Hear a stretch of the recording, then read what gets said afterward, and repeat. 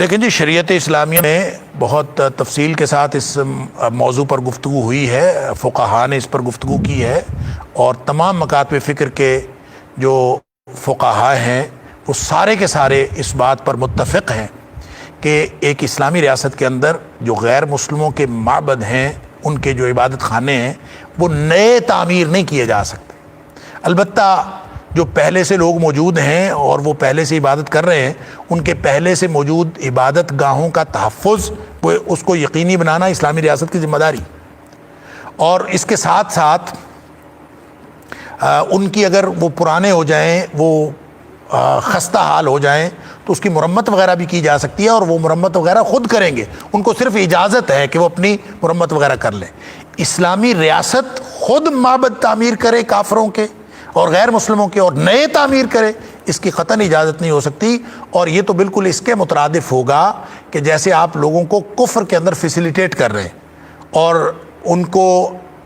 جو اللہ اور اس کے رسول صلی اللہ علیہ وسلم کے دشمن ہیں، ان کو آپ اپنی جو سرگرمیاں ہیں اس میں وسعت دینے کی اجازت دے رہے ہیں، حالانکہ ان کو محدود کرنے کا حکم ہے۔ اور جو شریعت اسلامیہ نے ذمیوں کو، ذمی اس شخص کو کہتے ہیں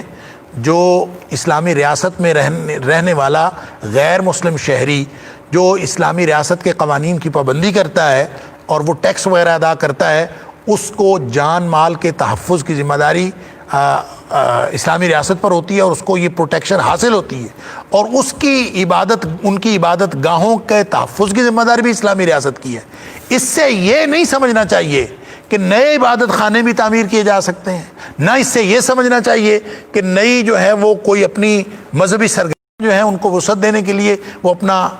کوئی پلاننگ بھی کر سکتے ہیں، اور اسلامی ریاست اس کے اندر معاون بھی ہو سکتی ہے۔ یہ شریعت اسلامی نے اجازت نہیں دی۔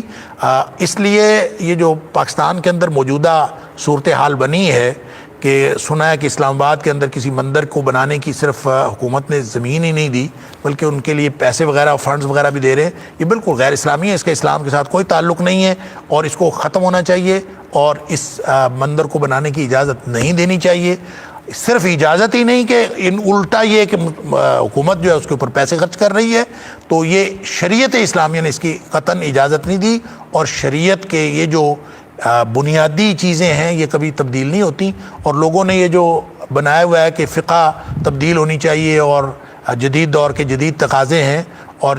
ایسا کوئی تقاضا جدید ترین دور میں بھی نہیں ہو سکتا جس میں غیر اللہ کی عبادت کے لیے مسلمان فیسیلیٹیٹ کریں۔ مسلمانوں کو اگر کبھی ایسا موقع آئے کہ وہ توحید کے بجائے شرک کو فیسیلیٹیٹ کریں اور شرک کے ساتھ معاملت کریں، تو ان کو ویسے ہی مر جانا چاہیے۔ کیا ضرورت ہے ایسی زندگی کی کہ جس میں انسان توحید کے خلاف زندگی گزار رہا ہو؟ تو مومنوں کو، اہل ایمان کو اپنے ایمان کی بنیاد پر فیصلے کرنے، اور اسلامی ریاست چونکہ ایمان کا مظہر ہوتی ہے، لہذا اس کے فیصلے بھی اس کے مطابق ہونے چاہیے۔ اس لیے قطعاً کوئی مسلمان، کوئی شریعت کا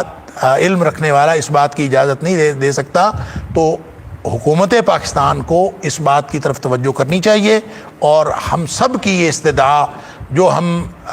دین کے چھوٹے موٹے طالب علم ہیں، ہم سب کی طرف سے یہ استدعا ہے حکومت کو کہ اللہ کی اس نافرمانی سے باز آ جائے، اور یہ ایک جو کفر کا مرکز یہاں بننے جا رہا ہے اس کے اندر کوئی معاونت نہ کرے۔ واللہ اعلم بالصواب۔